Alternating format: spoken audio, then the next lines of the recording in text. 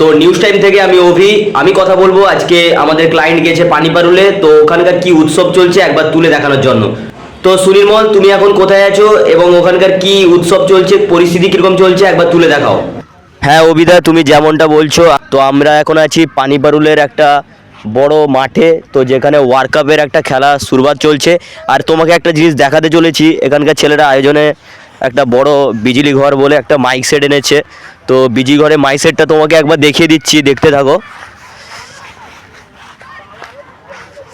তো ক্যামেরাম্যানকে আমি এটা দেখাতে বলবো যে এখানকার ছেলেরা আয়োজন করেছে একটা বিরাট বড় সেট।